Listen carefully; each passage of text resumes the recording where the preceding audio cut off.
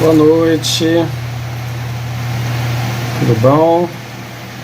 Sou Eduardo Alves, estou aqui para a gente conversar um pouco sobre o Evangelho segundo o Espiritismo, seu capítulo 1, no item A Nova Era, ou Era Nova. Né? Nós já ouvimos falar em Nova Era e Era Nova, muito pela situação astrológica, né? A astrologia estuda muito isso. E o Espiritismo vem conversar um pouco sobre isso com a gente. Né? Então, que Jesus nos abençoe e nos acompanhe. Fabiano de Cristo é nosso grande condutor dessa casa, Via de Luz. Permaneça conosco nesse período que vamos conversar sobre isso. O Evangelho segundo o Espiritismo, que na nossa casa, na Via de Luz, ele começou a estudar desde o seu princípio, ele nos traz bastante informações que anteriormente não tinha não era dado o devido valor nessas informações, né? Então, tanto da parte de preâmbulo, né? Essas informações, os pré-requisitos, né, toda essa introdução do Evangelho, é importantíssimo para a gente poder adentrar o Evangelho já sem muitas dúvidas, né, principalmente com relação aos nomes, aos substantivos, às localidades, aos adjetivos que são colocados no Evangelho. Então, esse Evangelho que tem 28 capítulos, né? Nós estamos aí, já estudamos a introdução, agora estamos no capítulo 1, no seu item 9 a 11. Né? Normalmente eu falo que o Evangelho segundo o Espiritismo tem todo o seu cabouço baseado nos 4 primeiros capítulos. Isso também é uma ideia bem divulgada, né, por alguns escritores, alguns palestrantes, e eu concordo plenamente com isso. Então, quando nós estudamos esses 4 capítulos e estudamos bem, a gente parte do 5º capítulo, que é Bem-aventurado Desafios, até o 28, que são as orações, a gente tem bastante oportunidade e um percentual muito grande da gente ter poucas dúvidas. Né? Então, o Evangelho, esses 4 capítulos, a gente geralmente pede que o pessoal leia, estude, se não entendeu, volta, porque é muito importante saber isso. Recentemente, eu vi ouvi, né, e vi também um dos nossos divulgadores falar que a Bíblia não tem importância, né, para o Espiritismo, indo totalmente ao contrário do que prega o primeiro capítulo do Evangelho. Isso Jesus falou: não vim destruir a lei. Se ele não veio destruir a lei, ele veio, né, inclusive, dar continuidade a ela. E aí tem a Bíblia, né, vamos dizer assim, como sua base mais... uma base de pesquisa, pelo menos, ou de aperfeiçoamento. Esse capítulo 1, ele tem como característica essa divulgação, né, das três grandes notícias que tivemos no cristianismo, né, que aqui a gente chama de revelações, e nessas revelações cada revelação teve a sua importância. Já estudamos aí a importância da primeira revelação por Moisés, na sua grandiosa tarefa, né, de pegar um povo que estava viciado, escravizado, e seria o povo que foi escolhido para poder divulgar esta boa nova trazida por Jesus, e eles, de alguma forma, tiveram muita dificuldade, né?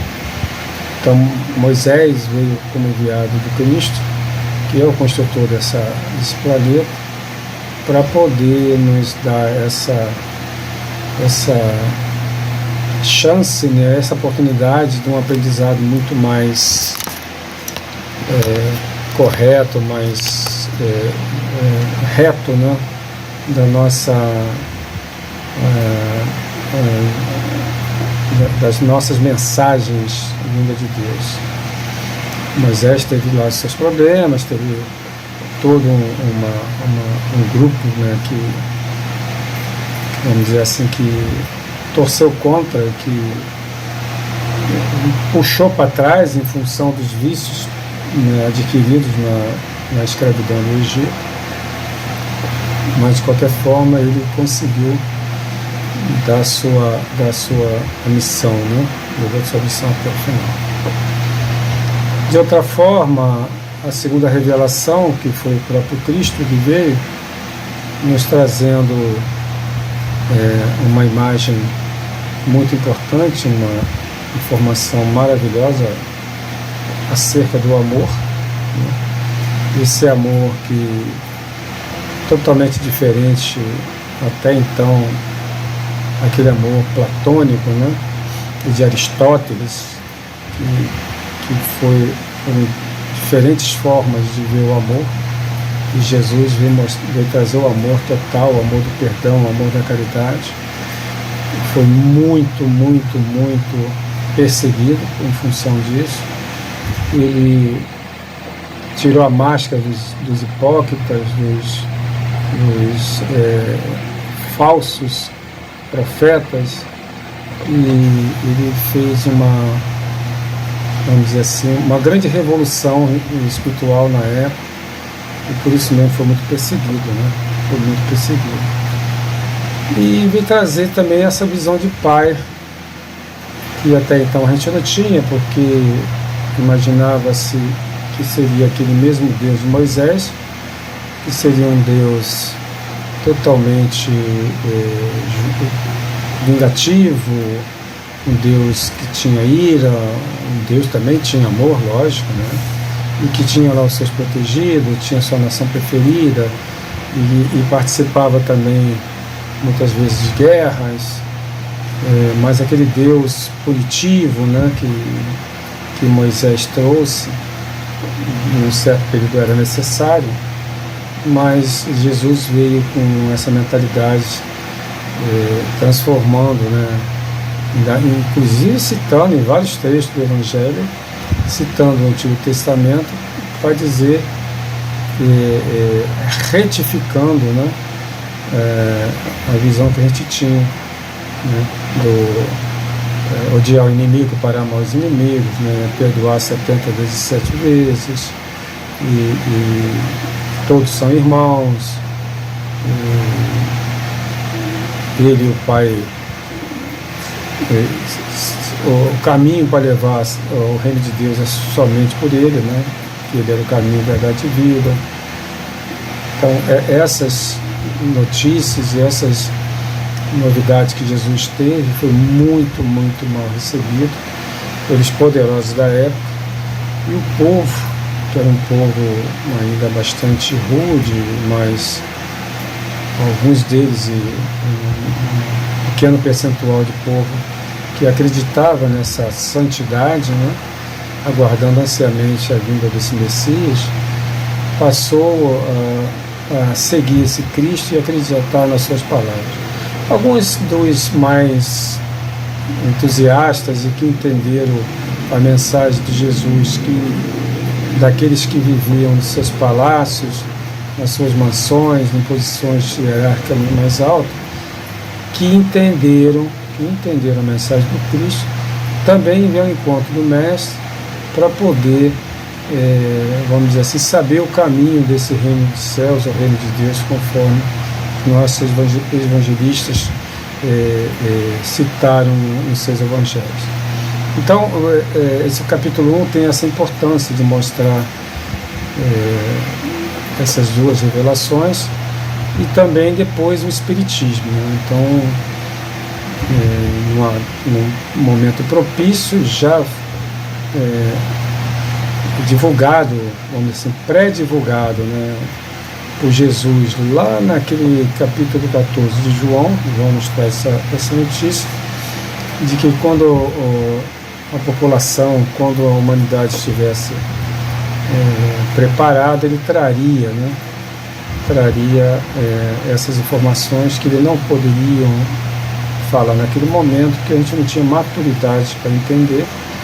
E aí, nesse momento propício, que o mundo passava por uma transformação muito grande, saindo do absolutismo para um mundo muito mais livre, muito mais questionador, a doutrina espírita veio através do nosso irmão Allan Kardec, que era um missionário enviado pela espiritualidade maior.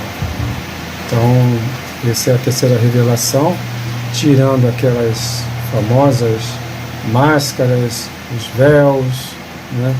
Todo aquele tipo de situações que acobertavam e dava vantagem naquela pequena quantidade de privilegiados que viviam, né? Comandando a parte religiosa da época, né? Mesmo com a vinda de Jesus,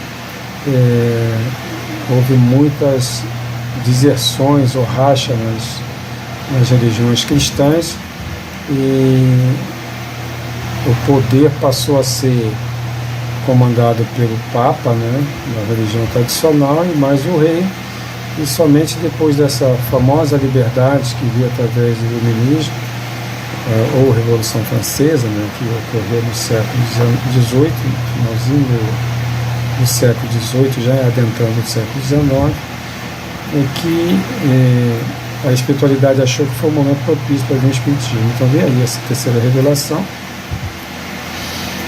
que apesar dos seus 170, 180 anos, 170 anos, né, que está se fazendo agora,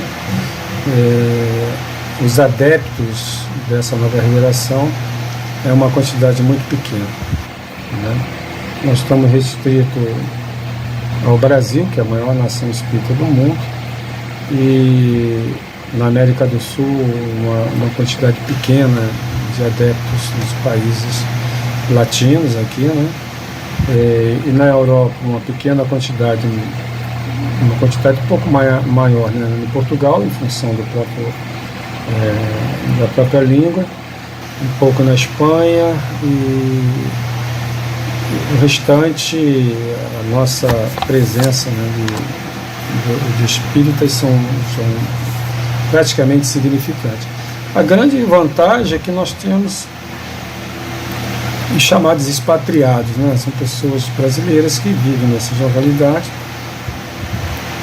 e que são admiradores do espiritismo, então sempre tem um público muito bom, aonde os nossos divulgadores forem, em qualquer lugar do mundo, tem um público bom e fiel que assiste as revelações espirituais, né? Mas, de um caráter geral, em comparação às outras seitas ou religião, nós estamos muito pequenos. Mas não temos pressa, né? Emmanuel nos diz no Evangelho que caberá ao Espiritismo, né, trazer essas novidades para o mundo através da sua filosofia, e não que o mundo vai se tornar espírita, mas os ensinamentos espíritas que são trazidos pelo Espiritismo, que vão ajudar essas outras religiões, inclusive estas absorvendo muito do ensinamento dos espíritas, para poder consolar os seus adeptos. Então, capítulo 1 praticamente é isso. Capítulo 2, ele fala que meu reino não é desse mundo.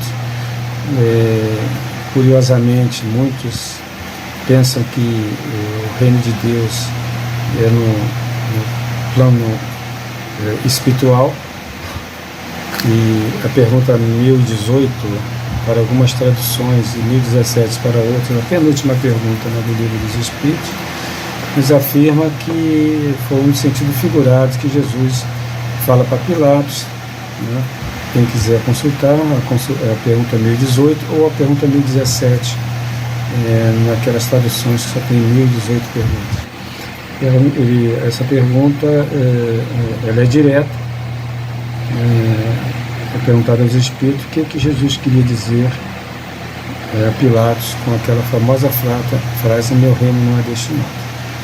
E os Espíritos respondem que foi um lado figurativo que Jesus usou, mas ele está aqui se referindo que o reino dele pertence àquelas pessoas boas e desinteressadas,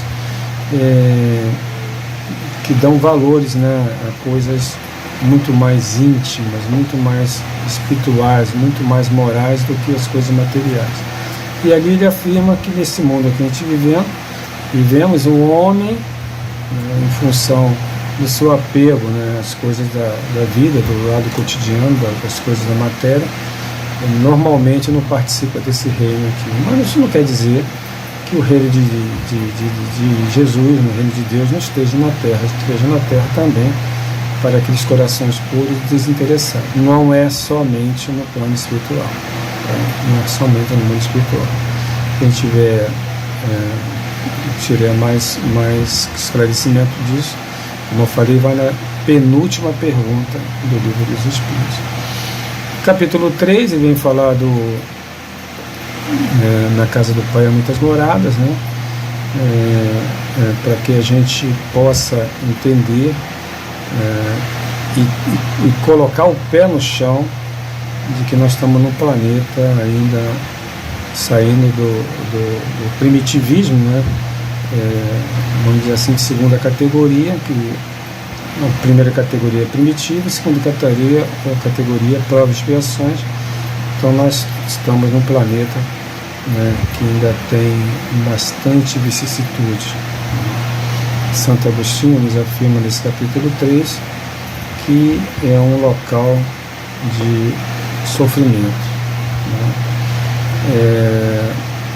O Espírito de Lacordaire nos fala também nesse capítulo que aqui nesse planeta todos sofrem, de alguma forma, todos.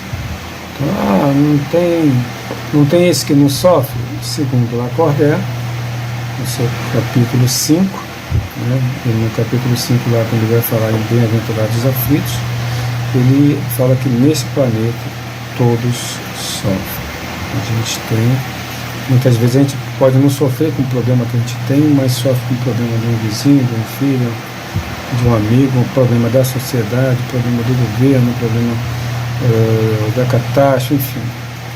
Tem muita coisa aí que a gente tem que analisar e está no nosso dia a dia. Nesse capítulo 3 a gente entende, a gente coloca o pé no chão para saber com quem a gente está lidando, com que tipo de situação a gente está lidando, que terra é essa que a gente está vivendo, quem são esses que estão em volta de nós, né?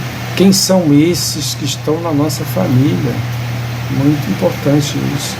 Quem são esses que estão na nossa família? Né? Será que são santos só porque pertencem à nossa família? É filho, neto, marido, esposa, enfim. Nesse capítulo 3, quando a gente estuda a evolução dos mundos, né, nós vamos ali tendo uma pincelada do que é o mundo de regeneração e uma pincelada muito pequena nos mundos felizes, né? Agora a gente tem mais detalhes do mundo de prova e expiação que a gente vive, que ainda não está descoberto todas as informações desse mundo, e também temos informações dos mundos primitivos. Esse é o capítulo 4, né? Não se vai ao reino de Deus se não nascer de novo. Ele vai falar da reencarnação, da justiça da reencarnação, que não é só numa reencarnação que a gente consegue evoluir. Então ele tem diversos relatos, né, nos mostrando a importância da gente insistir em fazer o bem, para que a gente possa, né, cada vez mais evoluir e reencarnar também em locais melhores. Ali também nesse capítulo a gente entende que a gente tem uma descendência, né, que são os filhos, os netos, todos os nossos descendentes, são corpos que vêm através do mundo material, né, através da fecundação, mas os espíritos são totalmente vindos do plano espiritual. Então, mostra pra gente ali que a gente não tem domínio total sobre aqueles que vivem conosco. Então, esses são os 4 capítulos mais importantes, o mais básico e que serve de apoio para quando chegar no capítulo 5, que a gente fala de Bem-aventurados aflitos, a gente já passou por esses 4, entendendo mais ou menos o terreno que a gente está pisando. Tudo bem? Bom, aí a gente vai falar da nova era, né? Que é esse item que nos coube agora. Ali está um espírito israelita, né? Tem, a primeira carta que existe, né, no livro do Evangelho segundo o Espiritismo, é de um espírito israelita. E ele vai falar novamente de Moisés, da importância de Moisés, né? Sendo o maior feito dele tirar o povo hebreu do jugo, dos egípcios, né?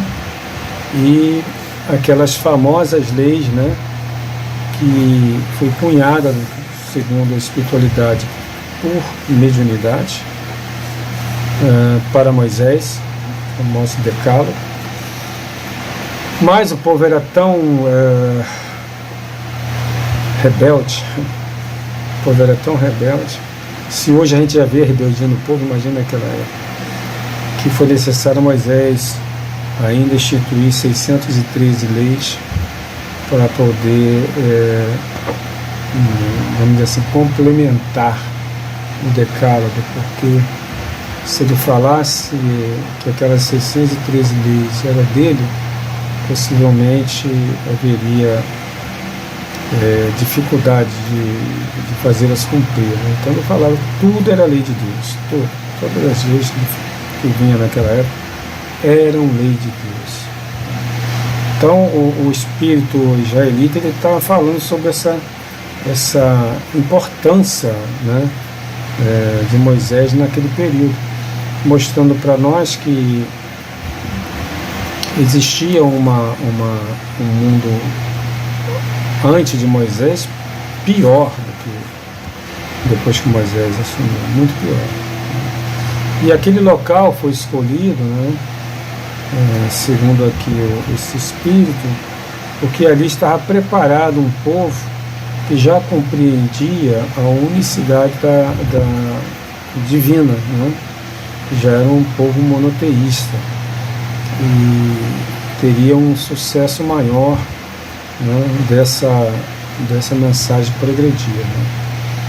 Então Jesus vem ali, né, no meio do povo escolhido, né?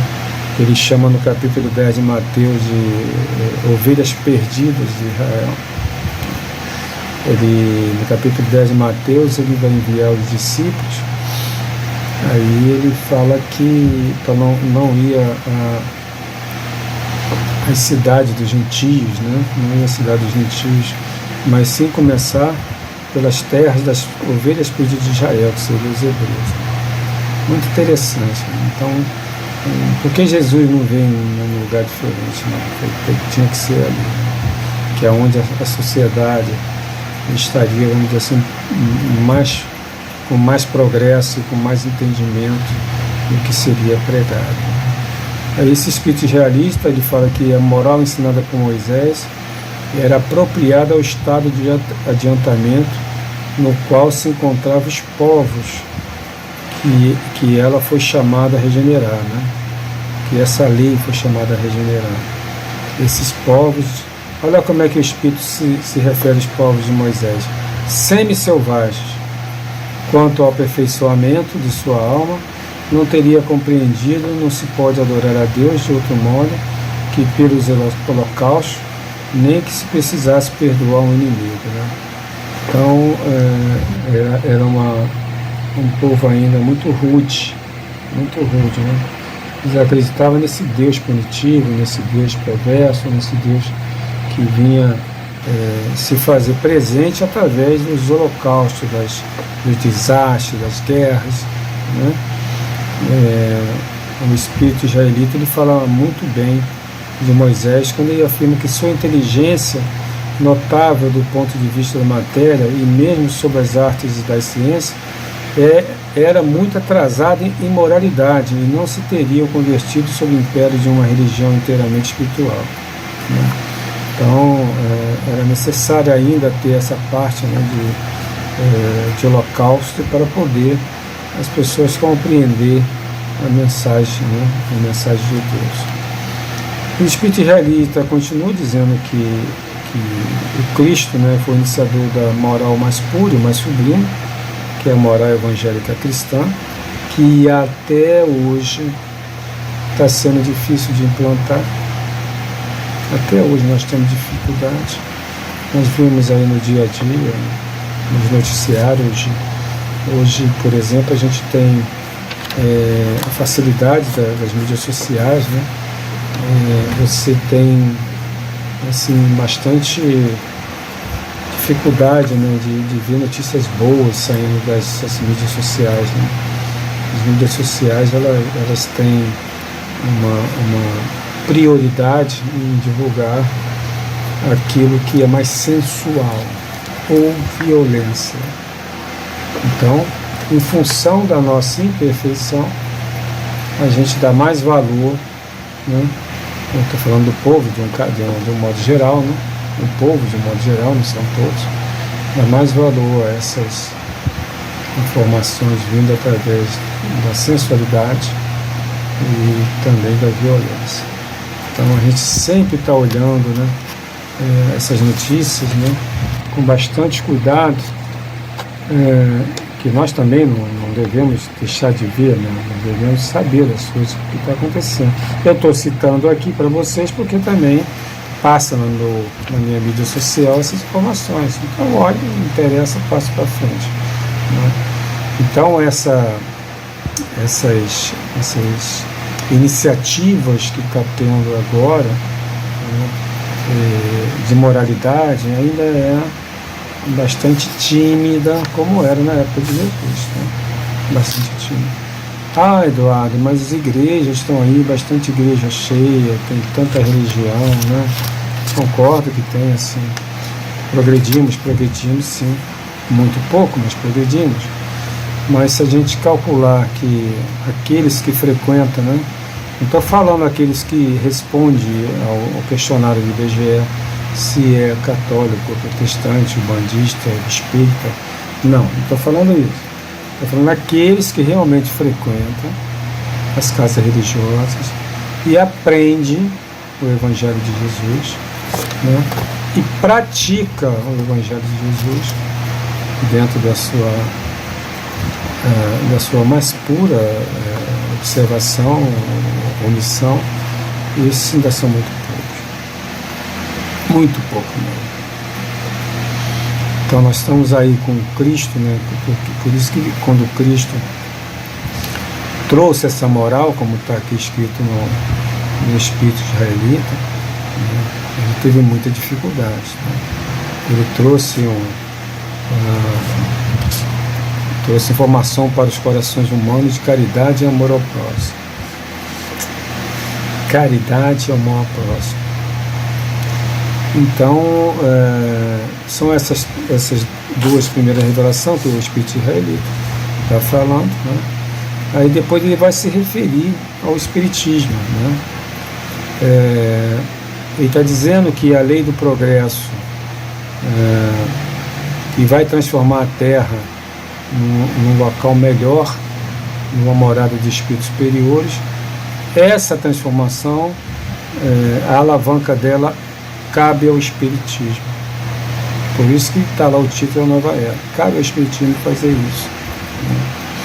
E ele continua aqui, são chegados os tempos em que as ideias morais devem se desenvolver para cumprir os progressos que estão nos desígnios de Deus. Queiram ou não queiram, nós vamos progredir. A lei de progresso, que é uma das leis morais, ela acontece. A gente não pode parar o progresso. A gente pode atrasar ele um pouquinho, perturbar aqui, perturbar ali, mas parar não. Né? Então, esse momento que fala da nossa doutrina, né? O espírito israelita, ele vai dizer que esse desenvolvimento, ele coloca assim, olha, mas não é preciso crer que esse desenvolvimento se fará sem lutas. Não. Elas têm necessidade para atingir, quer dizer, as lutas, né? Têm necessidade para atingir a maturidade de abalos e discussões, a fim de que atraiam a atenção das massas. Né? Uma vez fixada a atenção, a beleza e a santidade da moral impressionarão os espíritos, e eles se interessarão por uma ciência que lhe dá a chave da vida futura e abre as portas da felicidade eterna. Aí ele encerra o espírito israelita, né? Foi Moisés quem abriu o caminho, Jesus continuou a obra e o espiritismo arrematará. Então olha a importância, né, de Moisés, que abriu esse caminho, né? Quem abriu o caminho para essa mensagem cristã foi Moisés. Lógico que entre Moisés e Jesus, né, tivemos muitos profetas enviados por Deus, né, para ajudar essa humanidade a entender a mensagem que viria do Cristo. Né?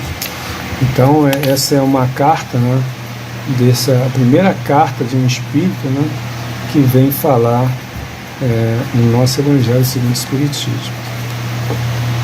A segunda carta que vem para o nosso Evangelho, contribuir para melhorar o nosso Evangelho, para florir o nosso Evangelho, é de François Fenelon, né, que foi um bispo, François Fenelon. Ele um dia disse assim, Deus... ele disse o seguinte, um dia Deus, na sua caridade inesgotável, permitiu ao homem ver a verdade, dissipar as trevas. Esse dia foi o advento do Cristo. Depois da luz viva, as trevas voltaram. O mundo, depois das alternativas da verdade e de obscuridade, se perdeu de novo. Então, a semelhança do profeta do Antigo Testamento, os Espíritos se põem a falar e vos advertir. O mundo foi abalado em suas bases, o raio estourará, sede firme. Ele vai dizer que o Espiritismo é de uma ordem divina. Fenelon está dizendo que o Espiritismo é de uma ordem divina, né? Que vai repousar, né? Porque ele é todo baseado nessa lei natural, que é a lei divina. Por isso que ele é de lei divina, né? Então, François Fenelon, ele tem uma maneira, né, de mostrar para a gente, né, porque já foi muito depois do Espírito israelita, né,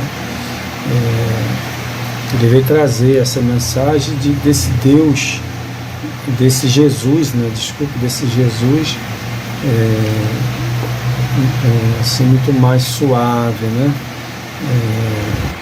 falando sobre parábolas, né, falando aquelas palavras doces, falando mais para o nosso espírito que para a nossa carne. Né. A gente vê que no Antigo Testamento a bem-aventurança era premiada com muitos anos, né? Muitos anos na Terra, né? Assim, citavam lá no Antigo Testamento, né? Que fulano, né, passou a seguir Deus e será beneficiado com muitos anos na Terra, porque não tinha essa visão espiritual. Foi o Cristo foi Jesus Cristo, na sua vinda, e que começou a falar, a citar esse reino espiritual, mesmo, né, a gente sabendo que existia essa comunicação lá na época de Moisés, chamada comunicação entre vivos e mortos, né, que Moisés proíbe através da sua lei, ele proíbe que tenha, né, essa comunicação, né, mas não se falava assim abertamente nesse mundo espiritual. Então foi Jesus que trouxe essa novidade.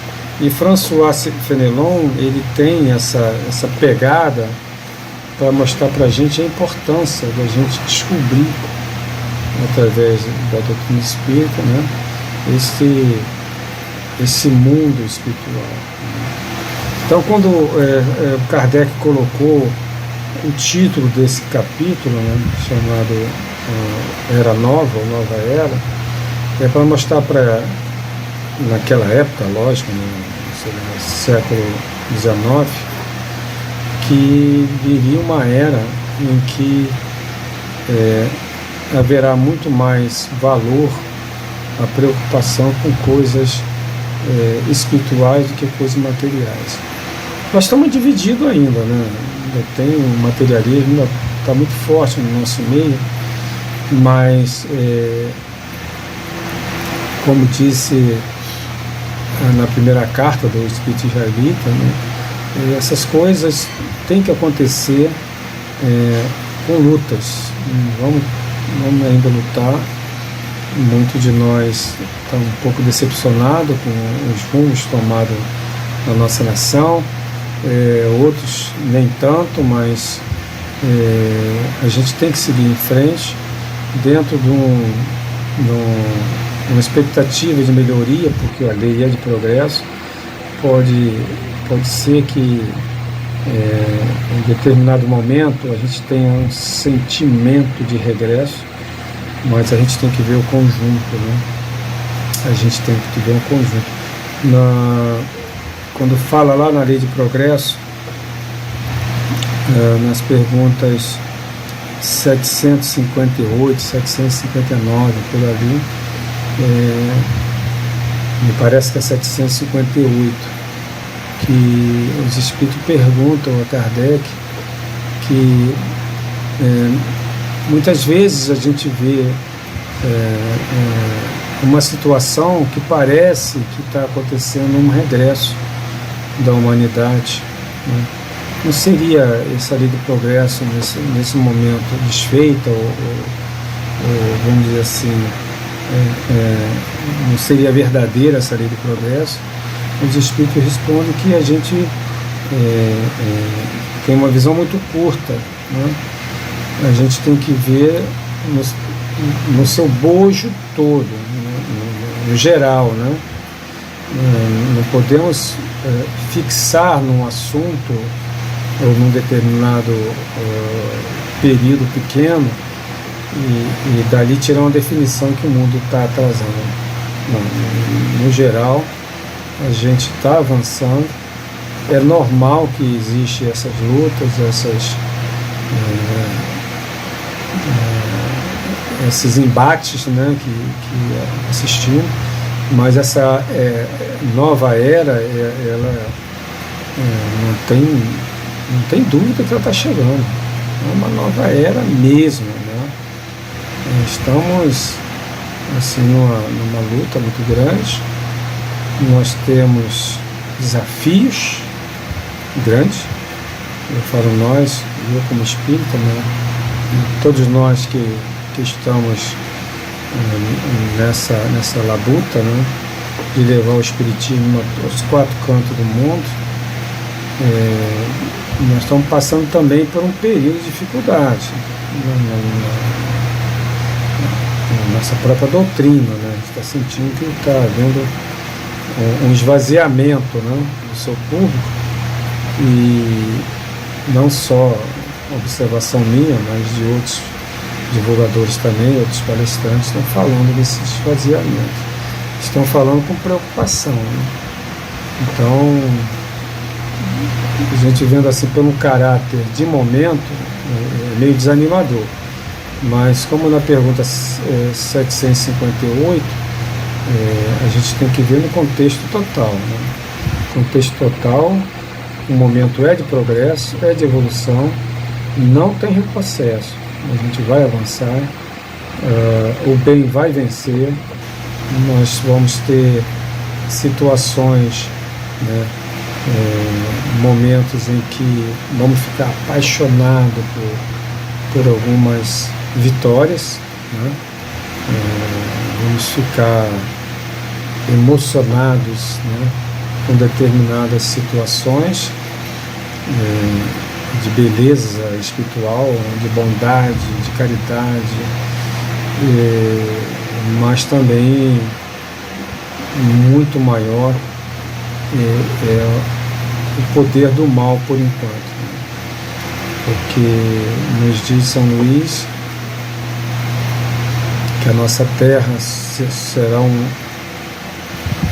mundo mais feliz quando os espíritos que aqui reencarnarem, os bons superarem os maus, né? Nem está na última pergunta do livro dos Espíritos aí, livro 19, né? Ele nem está falando em mundo bom, tá? Ele está falando mundo melhor. Nosso mundo só vai melhorar, né, quando os espíritos que aqui reencarnarem, né, a quantidade dos espíritos que aqui reencarnarem, os bons superarem os maus, né? E lá no capítulo 3 do Evangelho, que eu falei que é o capítulo base, por enquanto, os maus estão superando os bons, tá? Os que têm tendência a fazer maldade, têm tendência ao mal, está superando aqueles que têm tendência a fazer bondade. Então é isso. Nós temos essa nova era, ela é uma era, lógico que o progresso material, o progresso da ciência, nesse próprio capítulo fala a aliança da ciência e a religião, né? Vai ser muito importante para o progresso da própria religião. Então, esse progresso da ciência já está mostrando que a gente está numa nova era. Estamos realmente numa nova era. Uma era fantástica, né? Onde a gente tem notícias e esperança, né? de curas de doenças, esperanças de facilidades enormes, empregos mais suaves, uma capacidade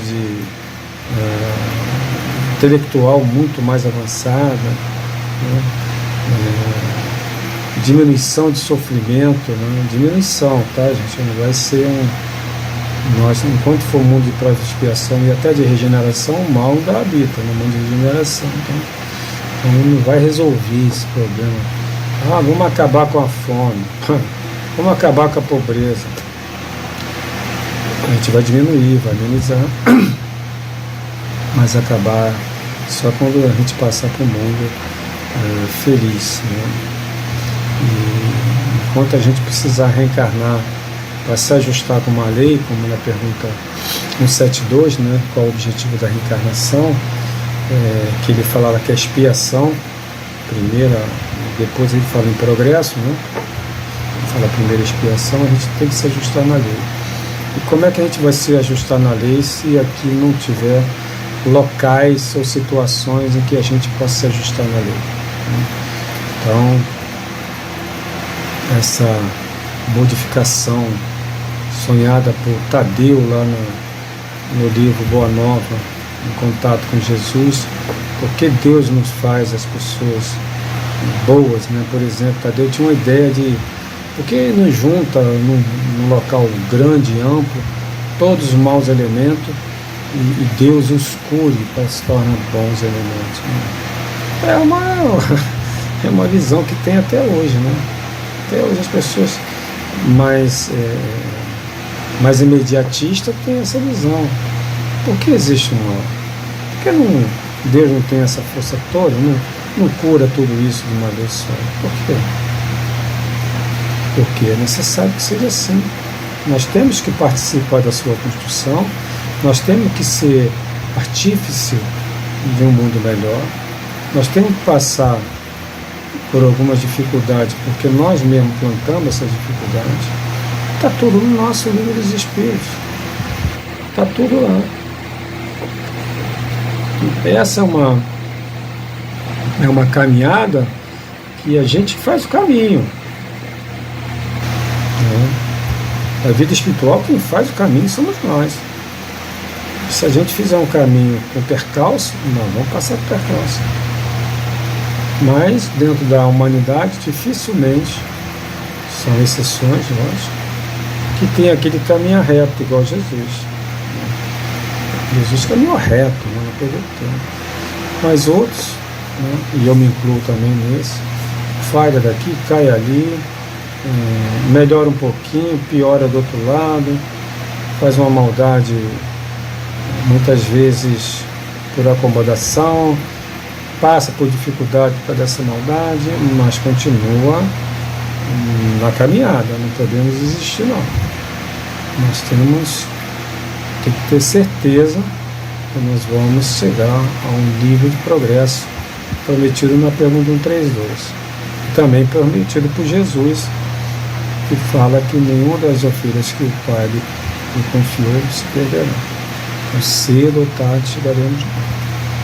Então, cada um de nós tem uma jornada, e essa jornada é diferente, é pesada para muitos, é mais ou menos para outros, e é muito pesada para outros. Então aqui ainda não temos uma quantidade suficiente de pessoas que mereçam, né, estar no patamar alto de evolução espiritual, que conquistaram essa posição. Conquistaram. Nós vemos aí as figuras máximas que nós temos no Espiritismo, como foi Bezerra, Divaldo, e outros, né? Até o próprio o nosso mentor aí, Fabiano de Cristo, mas todos tinham suas dificuldades. Não tem assim, puro. Então temos dificuldade ainda a tirar. E a nossa meta é chegar paulatinamente, devagarzinho, nesse mundo melhor, por merecimento. Né? E por merecimento, todos nós temos essa liberdade, é uma lei de escolher as nossas ações, nossas atitudes. Então essa nova era, ela veio nos trazer facilidades. Porque agora mesmo estou falando por um celular, né? Na minha frente tem um computador, né? Do lado tem vários livros, mas você imagina, eu vou consultar uma coisa no livro. O computador, tu coloca aqui o assunto que você quer, ele te traz 30, 40 artigos. Isso é evolução, isso é a nova era. Né? A rapidez, né? A rapidez, como é que a gente ultrapassa, né? E passa esse limite, essa evolução é muito mais rápida, né? Isso é uma nova era. E a gente tem que estar preparado para essa nova era, fazendo fazendo os nossos objetivos, coisas boas, coisas sãs, coisas maravilhosas. Né? Então, esse é o recado, né, que eu estou mandando para vocês aí nesse domingo à noite. Eu estou de manhã lá no Vinha de Luz, né, nesse contato tete a tete, que eu adoro fazer a palestra presencial, né, o estudo. Por exemplo, agora lá no NELD a gente começou a fazer o estudo presencial. Nossa, é outra coisa. Estudo presencial lá no NELD, depois de 2 anos nós estamos fazendo agora. É realmente um prazer muito grande você sentir as pessoas, ver o sorriso de todo mundo. Num olhar só você olha todo mundo, um levanta a mão, faz uma pergunta, outro quer participar, o que o online no online não tem. Lógico, o online tem seu valor, né? Mas não é tão presente assim. Então nós estamos retornando, né? E nesse retorno de estudo, aqui no Vinha de Luz tem estudo, né? Também maravilhoso, conduzido por pessoas competentes.